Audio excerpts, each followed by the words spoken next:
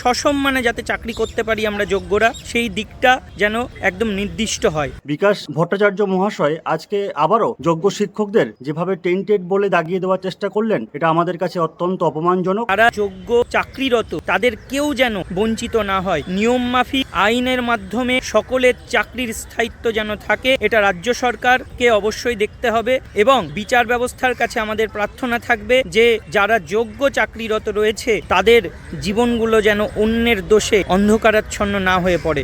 আজকে supreme court 31শে August অবধি এই চাকরির মেয়াদ বৃদ্ধি করলো যোগ্যদের জন্য। আমরা চাই যে যোগ্য চাকরিরত যারা রয়েছে তাদের কেউ যেন বঞ্চিত না হয়, অন্যের দোষে যেন আজকে সাজাপ্রাপ্ত হতে না হয়। যে সাজাটা আমরা অলরেডি পেয়েছি, ভবিষ্যৎ যেন তাদের অন্ধকার না হয়ে যায়। আজকে সুপ্রিম কোর্ট যে চাকরির মেয়াদ বৃদ্ধি করলো তাতে সাময়িকভাবে হয়তো আমরা চাকরিরত থাকব, কিন্তু আমরা সকলেই চাই যে 60 বছর অবধি চাকরির স্থায়িত্বটা থাকুক এবং সসম্মানে যাতে চাকরি করতে পারি আমরা যোগ্যরা, সেই দিকটা যেন একদম নির্দিষ্ট হয়। আমরা দেখতে পাচ্ছি আজকে সুপ্রিম কোর্ট 18 নম্বর সিরিয়ালে যে শুনানিটা ছিল সেখানে একটা ক্লিয়ার অবজারভেশন রেখেছে যে যোগ্য বা আনটেন্টেড তাদেরকেই বলা হয়েছে যারা সিলেক্টেড। কারণ এখানে আনটেন্টেড অ্যাপয়েন্টেডদের কথা বলা হয়েছিল। এটাও বলা হয়েছে যে হাইকোর্টে যে বিচারগুলো হচ্ছে বা যে শুনানিগুলো এখনও বিচারাধীন, সেখানে হাইকোর্ট কি সুপ্রিম কোর্টের রায়কে কোনোভাবে মিসআন্ডারস্ট্যান্ড করছে? এটা পরিষ্কার যে আনটেন্টেড শুধুমাত্র সিলেক্টেড আর অ্যাপয়েন্টেডদেরই বলা হয়েছে। এবং রিসেন্টলি যে গ্রুপ সিডিদের ওয়েটিংদেরকে এজ রিল্যাক্সেশন দেওয়ার কথা হয়েছিল, সেটাই সাময়িকভাবে কার্যকর করা যাবে না, এটা রায় দিয়েছে আজকে সুপ্রিম কোর্ট। এবং হাইকোর্ট কখনোই একতরফাভাবে কোনো শুনানি করিয়ে ইন্টারিম অর্ডার দিতে পারবে না। প্রত্যেকটা পার্টির কথা শুনতে হবে, রিজয়েন্ডার, এভিডেভিট এক্সচেঞ্জ এবং যে প্রক্রিয়াগুলো থাকে একটা শুনানি, সমস্ত কিছু কমপ্লিট করেই তবে কোনো অর্ডার দেবে। তবে এই আনটেন্টেডদের এজ রিল্যাক্সেশন দেওয়ার ওপরে এখন একটা স্থগিতাদেশ সরাসরি না থাকলেও কার্যকর করা যাবে না, এটা বলা হয়েছে। তবে এক্ষেত্রে স্পষ্ট বক্তব্য সুপ্রিম কোর্টের যে আনটেন্টেড একমাত্র সিলেক্টেড আর অ্যাপয়েন্টেডদের মধ্যে থেকেই বলা হয়েছে, তার বাইরে নয়। আমরা চাই যারা আজকে ভেরিফিকেশানে ডাক পেল না তাদের জীবনগুলো কি নষ্ট হয়ে যাবে সেটার অপেক্ষা করব? একদমই নয়।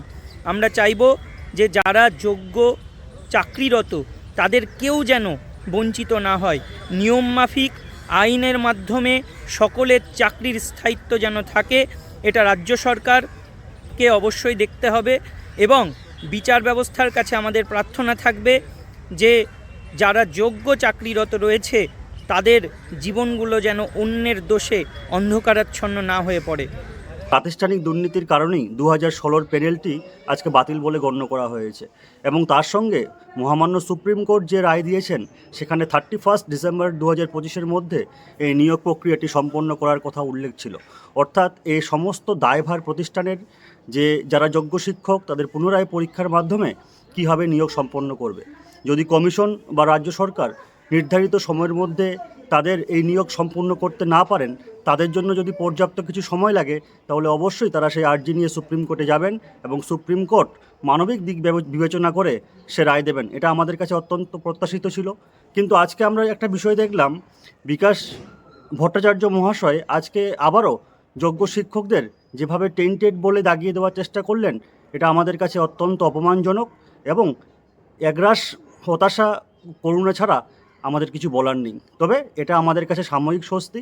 আমরা চাই স্বচ্ছতার সঙ্গে এবং দ্রুত যেন 2025-এর যে পরীক্ষাটি সম্পন্ন হয়েছে এটি তাড়াতাড়ি নিয়োগ হোক এবং আমরা যেন একটা স্থায়ী সমাধান পেতে পারি।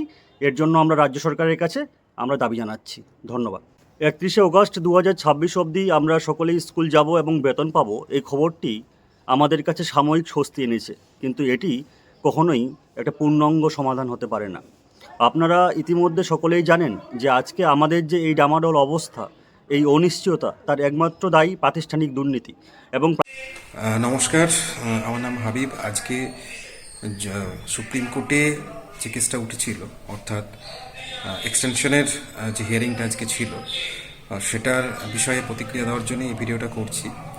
তো যোগ্য শিক্ষক শিক্ষিকা অধিকার মঞ্চের একজন সদস্য হিসেবে আমি এটা বলতে পারি যে আজকের দিনটা অত্যন্ত তাৎপর্যপূর্ণ ছিল আমাদের জন্য। তার কারণ হচ্ছে যে আজকের উপর ডিপেন্ড করছিল যোগ্য শিক্ষক শিক্ষিকাদের ভাগ্য, অনেকটাই ডিপেন্ড করছিল আজকের উপরে। তো আজকের সুপ্রিম কোর্টে দেখা গেল যে এসএসসি তাদের যে নিয়োগ প্রক্রিয়া সেইটার জন্য এক্সটেনশন চাইলেন, এবং যথারীতি সেখানে দেখা গেল 31শে প্রথমে জুন অবধি চাওয়া হয়েছিল, তারপর আমাদের লয়ার সেটা অগাস্ট বলার ফলে সেটা অগাস্ট অবধি হলো, 31 অগাস্ট অবধি এক্সটেনশন করা হয়েছে। এবং এই অগাস্ট মাসের মধ্যে সমস্ত প্রক্রিয়া কমপ্লিট করতে হবে এরকম একটা ইনস্ট্রাকশন রয়েছে। অর্থাৎ 9, 10 এবং 11, 12 নবম, দশম এবং একাদশ দ্বাদশের যে রিক্রুটমেন্ট প্রসেস 31শে ডিসেম্বরের মধ্যে কমপ্লিট করার কথা ছিল, সেইটাকে আরও একটু সময় দেওয়া হলো সুপ্রিম কোর্টের তরফ থেকে। এবং আমাদের একজন যোগ্য শিক্ষক শিক্ষিকা হিসেবে আমাদের যেটা একটা টেনশনের জায়গা ছিল, একটা উদ্বেগ বা উৎকণ্ঠার জায়গা ছিল, সেটা ছিল হচ্ছে যে ডিসেম্বরের 31 তারিখ অবধি আমাদের যে চাকরি সেটা এক্সটেন্ড করা ছিল। তো সেইটার কি হবে, অর্থাৎ 31শে ডিসেম্বরের পর আমরা মাইনে পাবো কি পাবো না, আমাদের স্যালারি থাকবে কি থাকবে না, সেটা নিয়ে আমরা একটু উদ্বিগ্ন ছিলাম। এখন আজকের যখন রিক্রুটমেন্ট প্রসেসে একটা এক্সটেনশন দেওয়া হলো, সঙ্গে সঙ্গে কিন্তু প্যারালালি আমাদের জন্য, অর্থাৎ যারা যোগ্য শিক্ষক শিক্ষিকা যারা চাকরি করছিলেন 31শে ডিসেম্বর অবধি, তাদের জন্য কিন্তু তাদের এই টার্মটা বাড়িয়ে আরও বেশ কিছুদিন দেওয়া হলো, অর্থাৎ অগাস্ট মাস অবধি দেওয়া হলো। অর্থাৎ যারা যোগ্য শিক্ষক শিক্ষিকা 31শে ডিসেম্বর অবধি তারা স্কুলে চাকরি করছিলেন, তারা অগাস্টের 31 তারিখ অবধি চাকরি করতে পারবেন, অর্থাৎ যতদিন না রিক্রুটমেন্ট প্রসেসটা কমপ্লিট হচ্ছে। তো এক্ষেত্রে আমাদের বক্তব্য হচ্ছে বা আমাদের প্রতিক্রিয়া হচ্ছে যে দেখুন, এটা অনেকটাই আমাদের জন্য রিলিফ হলো। উই আর রিলিভড, বিকজ আমরা একটা টেনশনে ছিলাম যে 31শে ডিসেম্বরের অবধি আমাদের ভবিষ্যৎ কোন দিকে যাবে। তো সেখানে দেখা গেল যে সুপ্রিম কোর্ট এই ব্যাপারটাও দেখলেন যে রিক্রুটমেন্ট প্রসেস যেহেতু লেট হচ্ছে, তাই একটা সার্ভিস ব্রেকেরও একটা ব্যাপার থেকে যায়। এবং তাছাড়া একটা কনফিউশন যেটা তৈরি হচ্ছিল যে প্রসেস যদি এক্সটেনশন হয় তাহলে যারা যোগ্য আছেন তাদের ক্ষেত্রে কি হবে, তাদের সেক্ষেত্রে সুপ্রিম কোর্ট অনেকটাই যেটা দেখা গেল অনেকটাই সে ব্যাপারটা ভেবেছেন, এবং যারা যোগ্য চাকরিহারা ছিলেন তাদের কথা ভেবে সেটাকে এক্সটেন্ড করা হয়েছে। তাদের যে টেনিওর, তাদের যে চাকরি করার টেনিওর, সেই সময়টাকেও এক্সটেন্ড করা হলো। তো এটা কিছুটা সাময়িক স্বস্তি, তবে এটাই স্বস্তি নয়, কারণ আমাদের লড়াইটা অনেক দূর পর্যন্ত রয়েছে এবং আমাদেরকে প্রতিনিয়ত প্রচুর লড়াইয়ের মধ্যে দিয়ে যেতে হচ্ছে। অর্থাৎ মানসিক লড়াই, আইনি লড়াই, সব ধরনের লড়াইয়ের মধ্যে দিয়ে আমাদেরকে প্রতিনিয়ত থাকতে হচ্ছে। এরই মধ্যে আরও একটা কথা বলে রাখি যে আমাদের মধ্যে অনেক যোগ্য শিক্ষক শিক্ষিকা তারা কিন্তু ইন্টারভিউয়ে কল পাননি বা ভেরিফিকেশনে কল পাননি। তাই আমরা সম্পূর্ণ রূপে কখনোই স্বস্তিতে থাকতে পারছি না। আমাদের এখন তাদেরকে নিয়ে অনেক ধরনের চিন্তা রয়েছে, সেগুলো নিয়ে আমরা ভাবনা চিন্তা করছি। এবং যতক্ষণ পর্যন্ত না 100% যোগ্য শিক্ষক শিক্ষিকা তারা সুবিচার পাচ্ছে এবং পুনরায় তাদের চাকরি ফেরত পাচ্ছে, ততদিন পর্যন্ত যোগ্য শিক্ষক শিক্ষিকা অধিকার মঞ্চ বা আমরা যারা যোগ্য শিক্ষক শিক্ষিকা আছি তারা কিন্তু একসঙ্গে লড়াইটা চালিয়ে যাব, এটা আমাদের অঙ্গীকার থাকলো।